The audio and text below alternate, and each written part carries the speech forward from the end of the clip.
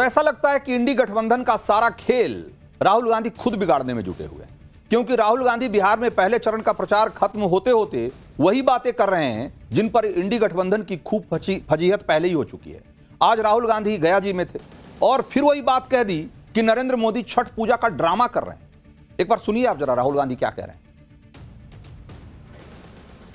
और फिर अभी पूरा ड्रामा कर रहे थे छठ पूजा का।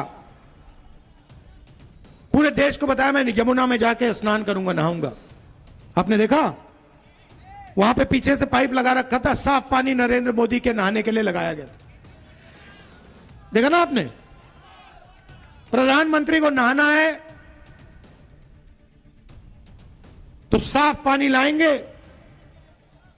यमुना के गंध में नरेंद्र मोदी जी नहीं जाएंगे, आम जनता जाएगी।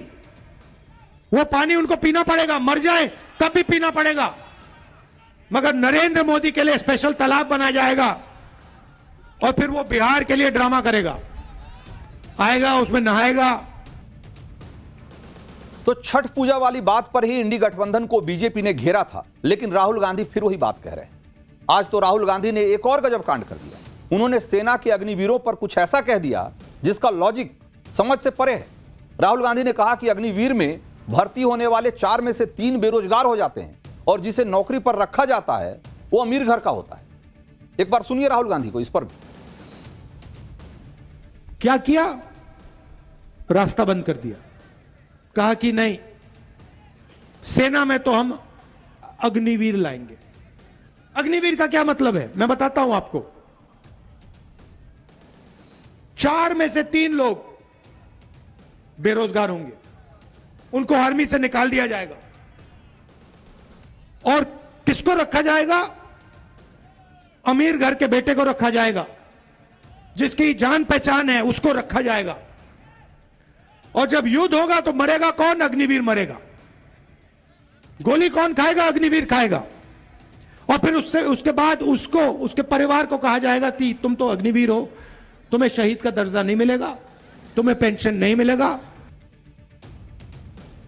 तो राहुल गांधी कह रहे हैं कि अग्निवीर में स्थायी नौकरी अमीर घर के लड़के को मिलती है और फिर यह भी कहते हैं कि अग्निवीर शहीद होता है तो उसे शहीद का दर्जा नहीं मिलता।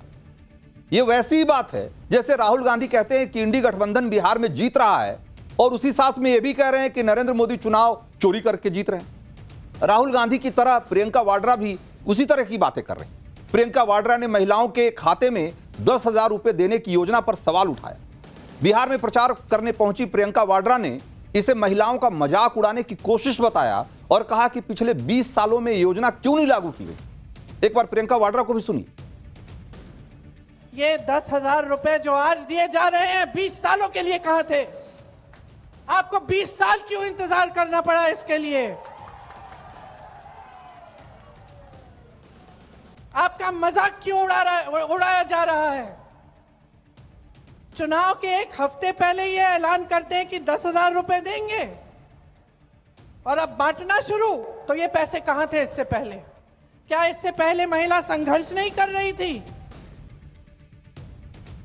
हालांकि प्रियंका गांधी वाड्रा को किसी ने शायद नहीं बताया कि बिहार में पिछले 20 सालों में 1 करोड़ 30 लाख से ज्यादा जीविका दीदियां बनी हैं और वो कोई एक दिन में नहीं बनी, वो 20 सालों में ही बनी और वो सब किसी न किसी तरीके की आजीविका से जुड़ी हुई हैं और किसी न किसी तरीके से सेल्फ हेल्प ग्रुप में जुड़कर अपने और अपने परिवार के जीवन को बेहतर बनाने में लगी हुई। 10,000 का मामला भले ही हो, लेकिन 1 करोड़ 30 लाख जीविका दीदियां बनाने में भी तो समय लगा होगा। ये बात भी तो प्रियंका वाड्रा से पूछी जा सकती है कि कांग्रेस ने अपने जमाने में महिलाओं को 10,000 रुपए क्यों नहीं दिए। आज ही तेजस्वी यादव ने ऐलान किया है कि बिहार में महागठबंधन की सरकार बनने पर 14 जनवरी यानी कि मकर संक्रांति के दिन बिहार की सभी महिलाओं के खाते में 30,000 रुपए डाल दिए जाएंगे। तेजस्वी यादव ने जीविका दीदियों की नौकरी पक्की करने और उनकी सैलरी 30,000 करने का वादा भी दोहराया और इसके साथ ही तेजस्वी यादव ने ऐलान किया कि पुलिसकर्मी, टीचर, स्वास्थ्य कर्मियों की पोस्टिंग उनके होम डिस्ट्रिक्ट से 70 किलोमीटर के दायरे में ही की जाएगी। तेजस्वी ने किसानों को धान पर 300 और गेहूं पर एमएसपी के अलावा प्रति क्विंटल 400 रुपए का बोनस देने का भी ऐलान किया। लेकिन आज भी तेजस्वी यादव ने अपने चुनावी वादों को पूरा करने का कोई ब्लूप्रिंट जारी नहीं किया, जबकि जिस तरह से उन्होंने सरकारी नौकरी देने समेत कई वादे किए हैं उसके पूरे होने पर लगातार सवाल उठते रहे। आप भी देखिए, क्योंकि अगर तेजस्वी यादव के चुनावी वादों पर खर्च होने वाले अगर पैसे को देखें, रुपए को देखें, तो सरकारी नौकरी का जो वादा है उसका सालाना खर्च करीब 5.5 लाख करोड़ रुपए के आसपास बैठेगा। बेरोजगारों को भत्ता का खर्च अगर जोड़ेंगे तो करीब 10,000 करोड़ रुपया सालाना बैठेगा। इसी तरीके से गरीब परिवारों का जो बीमा है उसका सालाना खर्च 12,000 करोड़ रुपए बैठेगा। 200 यूनिट फ्री बिजली की जो बात कह रहे हैं उसका सालाना खर्च 16,000 करोड़ रुपया है। जीविका दीदियों को नौकरी, इसका सालाना खर्च 6 लाख करोड़ से ज्यादा बैठेगा, 6 लाख करोड़ से ज्यादा।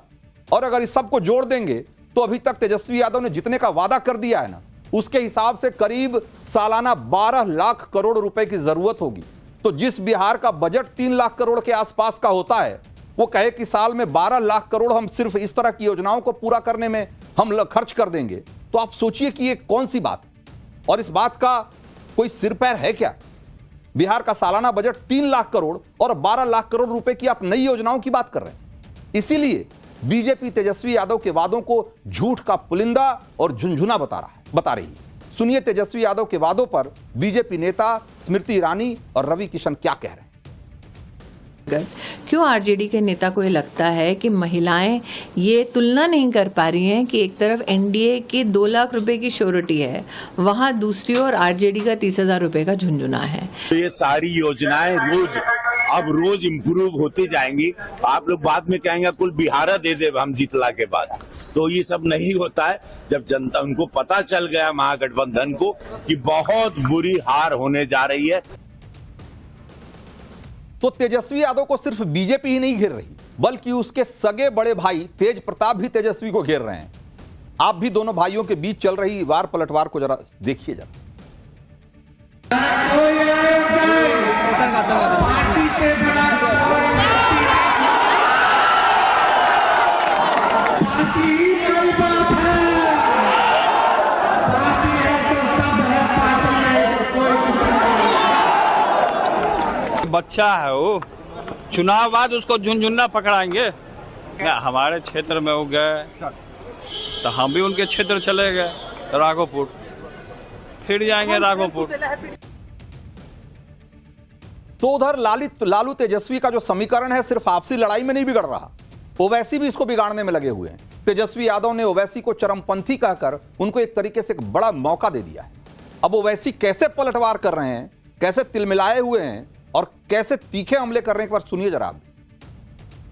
तेजस्वी की नजर में, राजद और गठबंधन की नजर में जो नवाजी है वो चरमपंथी है, जो कुरान को पढ़ता है वो चरमपंथी है, जो रोजे रखता है वो चरमपंथी है, जो मदरसे में पढ़ाता है वो चरमपंथी है, जिसके चेहरे पर दाढ़ी है वो चरमपंथी है, जिसके सर के ऊपर नमाज की टोपी है वो चरमपंथी है। ये हमारी माँ और बहनों के सर पर दुपट्टा या हिजाब या बुर्का है, राजद और गठबंधन की नजर में चरमपंथी है।